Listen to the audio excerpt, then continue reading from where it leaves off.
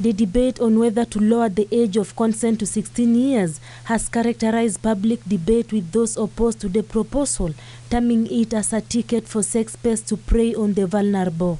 The proposal was made by 3 Court of Appeal judges who rooted for a change of the Sexual Offences Act, citing lengthy jail terms imposed on young men convicted of defilement.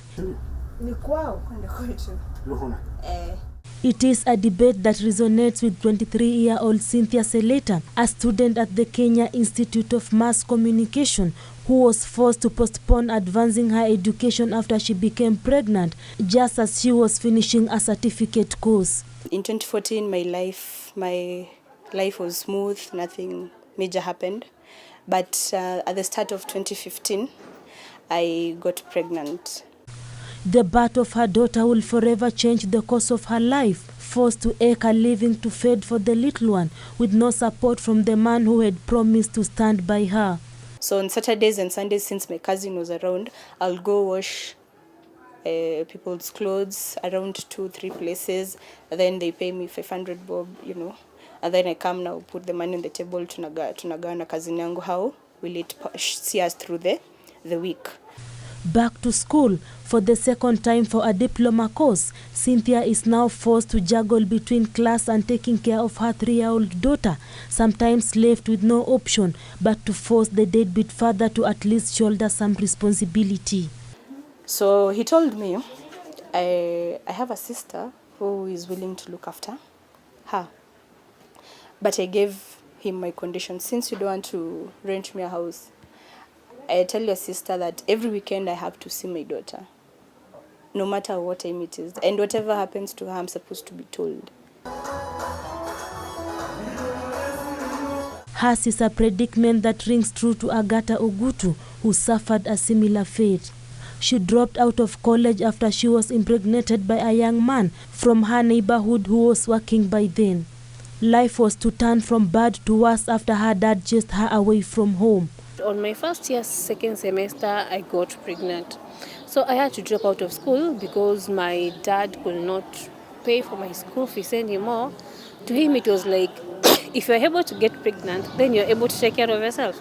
Life would start off on a promising note, with the father to the baby taking her in with the promise that he will take her back to school when her child starts schooling. But it will prove a case of jumping from the pan to the burning fire, after the man who had promised her too much turned violent and will bring other women in their living room, forcing her to sleep on the floor. He came home with this woman. This woman was also having a baby of his. So they left me the baby in the house. They went and slept in a lodging. And I was so naive that I didn't even realize that what was going on. 7 years after a cycle of betrayal and pain, Agatha now plans to get back to school this September. God's willing, I want to go back September. I'm joining back school September. Yeah, I still want to be who I wanted to be. I don't think having a baby should cut me short of my dreams. I'm still pursuing my dreams. Cynthia and Agatha just a reflection of a society that has exposed its vulnerable members to opportunistic men out to use and dump the unsuspecting. Siwezi tamani wazazi wangu waweze kujua kwamba nimepeana ball. Jua hapo ni majukumu. Na pia mzazi ni mzazi. Anaweza taka huyu mtoto ama niweze kulea huyu mtoto na pengine ilikuwa bahati mbaya. Lazima nitakubali kwa ajili nimejukumika katika hiyo shughuli. Na kisha siwezi nikaruka baadaye ili nikamwacha akawe hoi. Si wote tulishiriki pamoja. Early sexual debut, unplanned pregnancy, and a higher number of births remain issues of concern for young women, with the Kenya Demographic and Health Survey of 2014 indicating that 13,000 teenage girls drop out of school every year due to pregnancy. It is said that children are a blessing from God. But what about these children that come unexpectedly and bring emotional challenge?